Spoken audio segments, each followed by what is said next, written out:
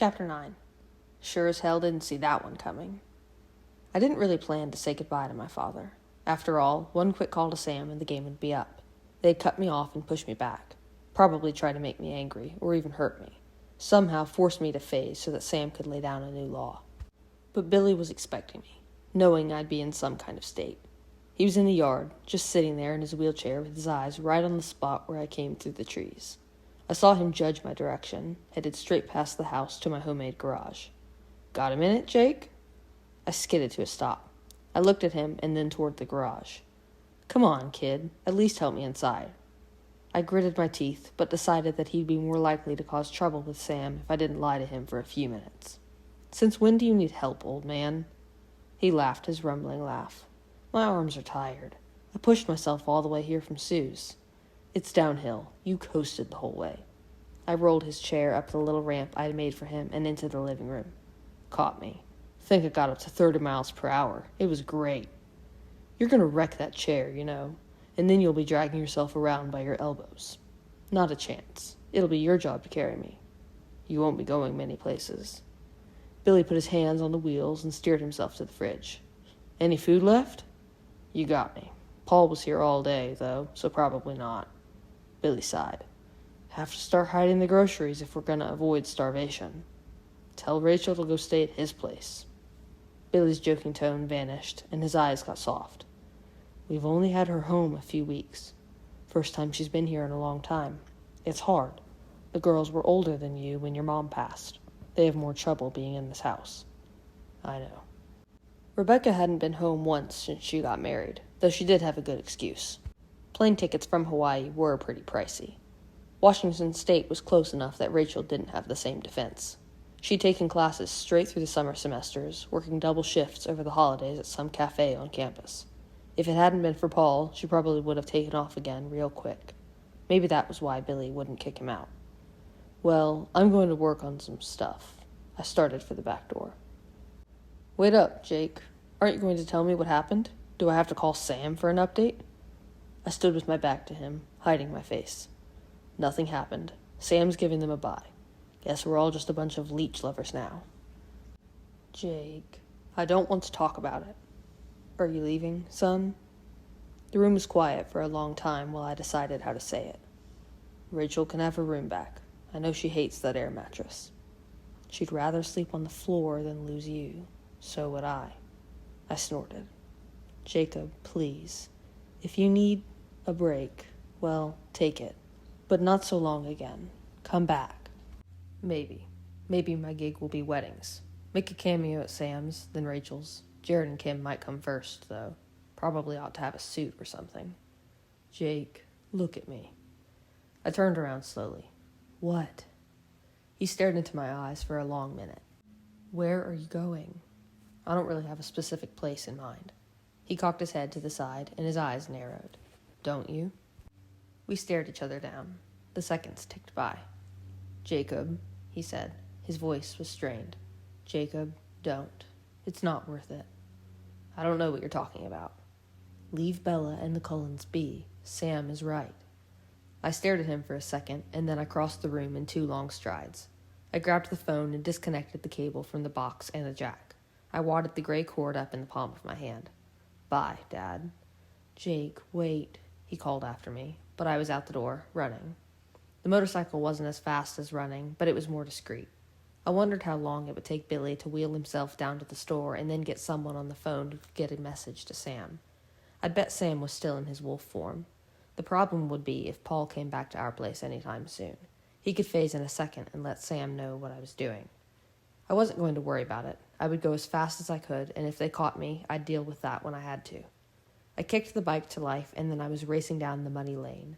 I didn't look behind me as I passed the house. The highway was busy with tourist traffic.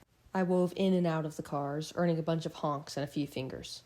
I took the turn onto the 101 at 70, not bothering to look. I had to ride the line for a minute to avoid getting smeared by a minivan. Not that it would have killed me, but it would have slowed me down. Broken bones, the big ones at least, took days to heal completely, as I had good cause to know. The freeway cleared up a little, and I pushed the bike to 80. I didn't touch the brake until I was close to the narrow drive. I figured I was in the clear then. Sam wouldn't come this far to stop me. It was too late. It wasn't until that moment, when I was sure that I'd made it, that I started to think about exactly what I was going to do now. I slowed down to 20, taking the twists through the trees more carefully than I needed to. I knew they would hear me coming, bike or no bike, so surprise was out. There was no way to disguise my intentions. Edward would hear my plan as soon as I was close enough. Maybe he already could. But I thought this would still work out because I had his ego on my side. He'd want to fight me alone. So I'd just walk in, see Sam's precious evidence for myself, and then challenge Edward to a duel. I snorted. The parasite'd probably get a kick out of the theatrics of it. When I finished with him, I'd take as many of the rest of them as I could before they got me. I wondered if Sam would consider my death provocation. Probably say I got what I deserved. Wouldn't want to offend his bloodsucker BFFs. The drive opened up into the meadow, and the smell hit me like a rotten tomato to the face. Ugh, reeking vampires. My stomach started churning. The stench would be hard to take this way, undiluted by the scent of humans as it had been the other time I'd come here, though not as bad as smelling it through my wolf nose. I wasn't sure what to expect, but there was no sign of life around the big white crypt. Of course they knew I was here. I cut the engine and listened to the quiet. Now I could hear tense, angry murmurs from just the other side of the wide double doors. Someone was home. I heard my name and I smiled, happy to think I was causing them a little stress. I took one big gulp of air, it would only be worse inside, and leaped up the porch stairs in one bound. The door opened before my fist touched it, and the doctor stood in the frame, his eyes grave. "Hello, Jacob," he said, calmer than I would have expected. "How are you?" I took a deep breath through my open mouth. The reek pouring through the door was overpowering. I was disappointed that it was Carlyle who answered. I'd rather Edward had come through the door, fangs out. Carlyle was so, just human or something. Maybe it was the house calls he made last spring when I got busted up. But it made me uncomfortable to look into his face and know that I was planning to kill him if I could. "I heard Bella made it back alive," I said. Jacob, it's not really the best time." The doctor seemed uncomfortable, too, but not in the way I expected. "Could we do this later?" I stared at him, dumbfounded. Was he asking to postpone the death match for a more convenient time? And then I heard Bella's voice, cracked and rough, and I couldn't think about anything else. "Why not?" she asked someone. "Are we keeping secrets from Jacob, too? What's the point?" Her voice was not what I was expecting. I tried to remember the voices of the young vampires we'd fought in the spring, but all I'd registered was snarling. Maybe those newborns hadn't had the piercing, ringing sound of the older ones either. Maybe all new vampires sounded hoarse. "Come in, please, Jacob," Bella croaked more loudly. Carlyle's eyes tightened. I wondered if Bella was thirsty. My eyes narrowed too. "Excuse me," I said to the doctor as I stepped around him. It was hard. It went against all my instincts to turn my back to one of them. Not impossible, though. If there was such a thing as a safe vampire, it was the strangely gentle leader. I would stay away from Carlyle when the fight started. There were enough of them to kill without including him. I sidestepped into the house, keeping my back to the wall. My eyes swept the room. It was unfamiliar. The last time I'd been in here, it had been all done up for a party. Everything was bright and pale now, including the 6 vampires standing in a group by the white sofa. They were all here, all together, but that was not what froze me where I stood and had my jaw dropping to the floor. It was Edward. It was the expression on his face. I'd seen him angry, and I'd seen him arrogant, and once I'd seen him in pain. But this was beyond agony. His eyes were half crazed. He didn't look up to glare at me. He stared down at the couch beside him with an expression like someone had lit him on fire. His hands were rigid claws at his side. I couldn't even enjoy his anguish. I could only think of one thing that would make him look like that, and my eyes followed his. I saw her at the same moment that I caught her scent. Her warm, clean, human scent. Bella was half hidden behind the arm of the sofa, curled up in a loose fetal position, her arms wrapped around her knees. For a long second, I could see nothing except that she was still the Bella I loved, her skin still a soft, pale peach, her eyes still the same chocolate brown. My heart thudded a strange, broken meter, and I wondered if this was just some lying dream that I was about to wake up from. Then I really saw her. There were deep circles under her eyes, dark circles that jumped out because her face was all haggard. Was she thinner? Her skin seemed tight. like her cheekbones might break right through it. Most of her dark hair was pulled away from her face into a messy knot, but a few strands stuck limply to her forehead and neck, to the sheen of sweat that covered her skin. There was something about her fingers and wrists that looked so fragile it was scary. She was sick. Very sick. Not a lie. The story Charlie had told Billy was not a story. While I stared, eyes bugging, her skin turned light green. The blonde bloodsucker, the showy one, Rosalie, bent over her, cutting into my view, hovering in a strange, protective way. This was wrong. I knew how Bella felt about almost everything. Her thoughts were so obvious. Sometimes it was like they were printed on her forehead.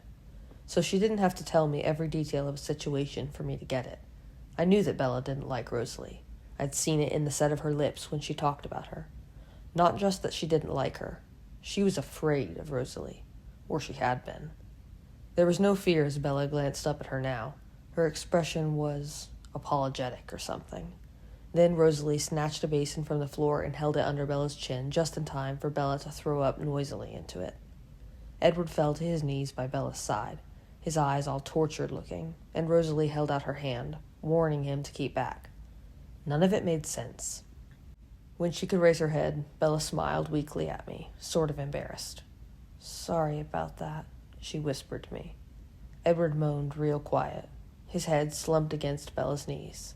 She put one of her hands against his cheek, like she was comforting him. I didn't realize my legs had carried me forward until Rosalie hissed at me, suddenly appearing between me and the couch. She was like a person on a TV screen. I didn't care she was there. She didn't seem real to me. "Rose, don't," Bella whispered. "It's fine." Blondie moved out of my way, though I could tell she hated to do it. Scowling at me, she crouched by Bella's head, tensed to spring. She was easier to ignore than I ever would have dreamed. "Bella, what's wrong?" I whispered. Without thinking about it, I found myself on my knees, too, leaning over the back of the couch across from her husband. He didn't seem to notice me, and I barely glanced at him. I reached out for her free hand, taking it in both of mine. Her skin was icy. "Are you all right?" It was a stupid question. She didn't answer it. "I'm so glad you came to see me today, Jacob," she said. Even though I knew Edward couldn't hear her thoughts, he seemed to hear some meaning I didn't. He moaned again, into the blanket that covered her, and she stroked his cheek. "What is it, Bella?" I insisted, wrapping my hands tight around her cold, fragile fingers. Instead of answering, she glanced around the room like she was searching for something, both a plea and a warning in her look. 6 pairs of anxious yellow eyes stared back at her. Finally, she turned to Rosalie. "Help me up, Rose?" she asked. Rosalie's lips pulled back over her teeth, and she glared up at me like she wanted to rip my throat out. I was sure that was exactly the case. "Please, Rose." The blonde made a face, but leaned over her again, next to Edward, who didn't move an inch. She put her arm carefully behind Bella's shoulders. "No," I whispered. "Don't get up." She looked so weak. "I'm answering your question," she snapped, sounding a little bit more like the way she usually talked to me. Rosalie pulled Bella off the couch. Edward stayed where he was, sagging forward till his face was buried in the cushions. The blanket fell to the ground at Bella's feet. Bella's body was swollen, her torso ballooning out in a strange, sick way. It strained against the faded gray sweatshirt that was way too big for her shoulders and arms. The rest of her seemed thinner, like the big bulge had grown out of what it had sucked from her. It took me a second to realize what the deformed part was. I didn't understand it until she folded her hands tenderly around her bloated stomach, one above and one below, like she was cradling it. I saw it then, but I still couldn't believe it. I'd seen her just a month ago. There was no way she could be pregnant. Not that pregnant. Except that she was. I didn't want to see this, didn't want to think about this. I didn't want to imagine him inside her. I didn't want to know that something I hated so much had taken root in the body I loved. My stomach heaved, and I had to swallow back vomit. But it was worse than that, so much worse. Her distorted body, the bones jabbing against the skin of her face. I could only guess that she looked like this, so pregnant, so sick, because whatever was inside her was taking her life to feed its own. Because it was a monster, just like its father. I always knew he would kill her. His head snapped up as he heard the words inside mine. 1 second we were both on our knees, and then he was on his feet, towering over me. His eyes were flat black, the circles under them dark purple. "Outside, Jacob," he snarled. I was on my feet, too, looking down on him now. This was why I was here. "Let's do this," I agreed. The big one, Emmett, pushed forward on Edward's other side, with the hungry-looking one, Jasper, right behind him. I really didn't care. Maybe my pack would clean up the scraps when they finished me off. Maybe not. It didn't matter. For the tiniest part of a second, my eyes touched on the two standing in the back. Esme, Alice. Small and distractingly feminine. Well, I was sure the others would kill me before I had to do anything about them. I didn't want to kill girls. Even vampire girls. Though I might make an exception for that blonde. "No," Bella gasped, and she stumbled forward, out of balance, to clutch at Edward's arm. Rosalie moved with her, like there was a chain locking them to each other. "I just need to talk to him, Bella," Edward said in a low voice, talking only to her. He reached up to touch her face, to stroke it. This made the room turn red, made me see fire. That, after all he'd done to her, he was still allowed to touch her that way. "Don't strain yourself," he went on, pleading. "Please rest. We'll both be back in just a few minutes." She stared at his face, reading it carefully. Then she nodded and drooped toward the couch. Rosalie helped lower her back into the cushions. Bella stared at me, trying to hold my eyes. "Behave," she insisted, "and then come back." I didn't answer. I wasn't making any promises today. I looked away and then followed Edward out the front door. A random, disjointed voice in my head noted that separating him from the coven hadn't been so difficult, had it? He kept walking, never checking to see if I was about to spring at his unprotected back. I supposed he didn't need to check. He would know when I decided to attack, which meant I'd have to make that decision very quickly. "I'm not ready for you to kill me yet, Jacob Black," he whispered as he paced quickly from the house. "You'll have to have a little patience." Like I cared about his schedule. I growled under my breath. Patience isn't my speciality. He kept walking, maybe a couple 100 yards down the drive away from the house, with me right on his heels. I was all hot, my fingers trembling, on the edge, ready and waiting. He stopped without warning and pivoted to face me. His expression froze me again. For a second, I was just a kid who had lived all of his life in the same tiny town. Just a child. Because I knew I would have to live a lot more, suffer a lot more, to ever understand the searing agony in Edward's eyes. He raised a hand as if to wipe sweat from his forehead, but his fingers scraped against his face like they were going to rip his granite skin right off. His black eyes burned in their sockets, out of focus, or seeing things that weren't there. His mouth opened like he was going to scream, but nothing came out. This was the face a man would have if he were burning at the stake. For a moment, I couldn't speak. It was too real, this face. I'd seen a shadow of it in the house, seen it in her eyes and his, but this made it final. The last nail in her coffin. "It's killing her, right? She's dying." And I knew when I said it that my face was a watered-down echo of his. Weaker, different, because I was still in shock. I hadn't wrapped my head around it yet. It was happening too fast. He'd had time to get to this point. And it was different because I'd already lost her so many times, so many ways, in my head. And different because she was never really mine to lose. And different because this wasn't my fault. "My fault," Edward whispered, and his knees gave out. He crumpled in front of me, vulnerable, the easiest target you can imagine. But I felt cold as snow. There was no fire in me. "Yes," he groaned into the dirt, like he was confessing to the ground. "Yes, it's killing her." His broken helplessness irritated me. I wanted a fight, not an execution. Where was his smug superiority now? "So why hasn't Carlisle done anything?" I growled. "He's a doctor, right? Get it out of her." He looked up then and answered me in a tired voice, like he was explaining this to a kindergartner for the 10th time. "She won't let us." It took a minute for the words to sink in. Geez, she was running true to form. Of course, die for the monster spawn. It was so Bella. "You know her well," he whispered. "How quickly you see." I didn't see. Not in time. She wouldn't talk to me on the way home. Not really. I thought she was frightened. That would be natural. I thought she was angry with me for putting her through this, for endangering her life. Again. I never imagined what she was really thinking, what she was resolving. Not until my family met us at the airport and she ran right into Rosalie's arms. Rosalie's. And then I heard what Rosalie was thinking. I didn't understand until I heard that. Yet you understand after 1 second. He half sighed, half groaned. Just back up a second. She won't let you? The sarcasm was acid on my tongue. Did you ever notice that she's exactly as strong as a normal 110-pound human girl? How stupid are you, Vamps?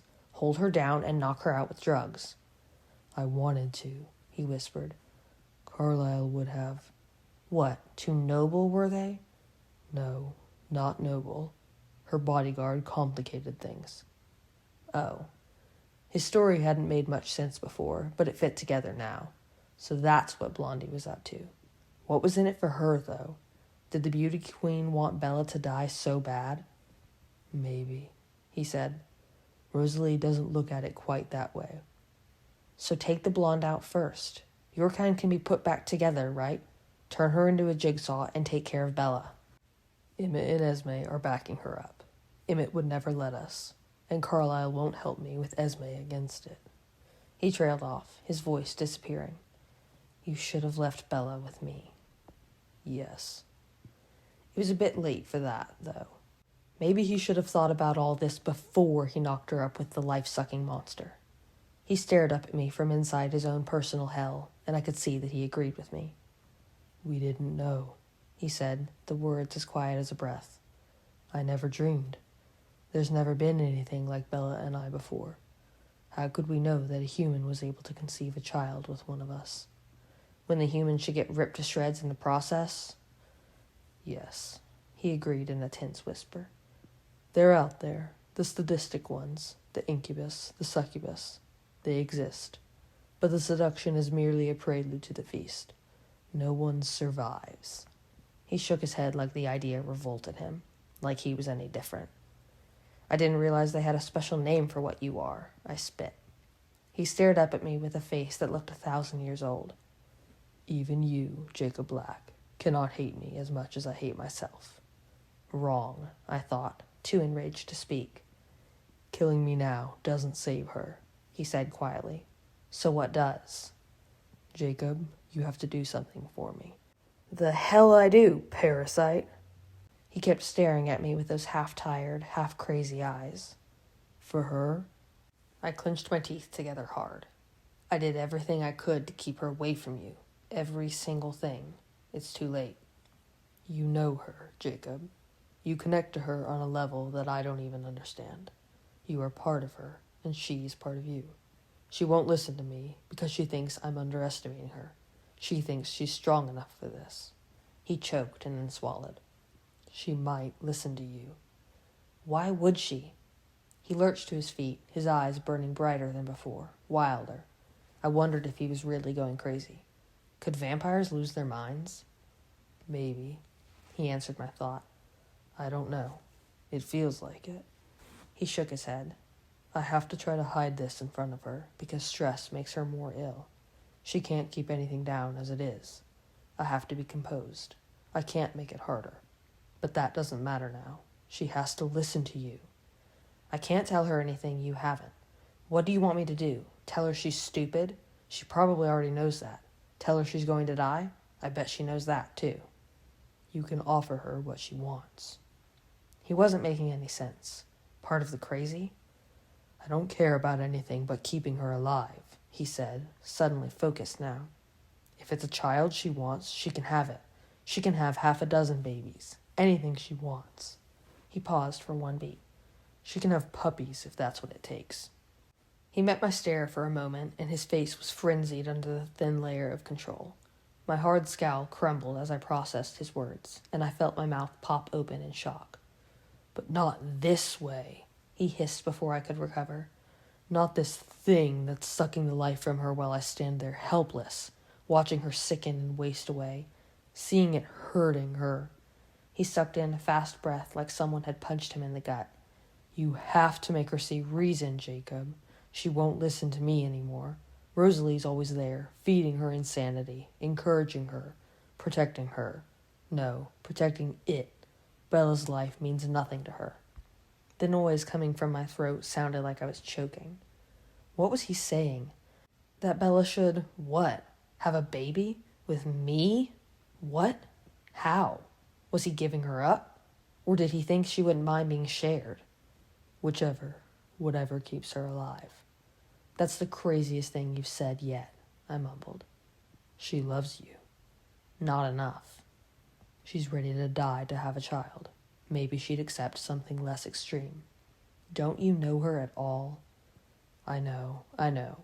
It's going to take a lot of convincing. That's why I need you.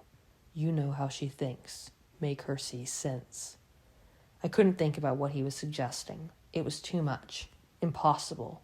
Wrong. Sick. Borrowing Bella for the weekends and then returning her Monday morning like a rental movie? So messed up. So tempting. I didn't want to consider, didn't want to imagine, but the images came anyway. I'd fantasized about Bella that way too many times, back when there was still a possibility of us. And then long after, it was clear that the fantasies would only leave festering sores because there was no possibility, none at all.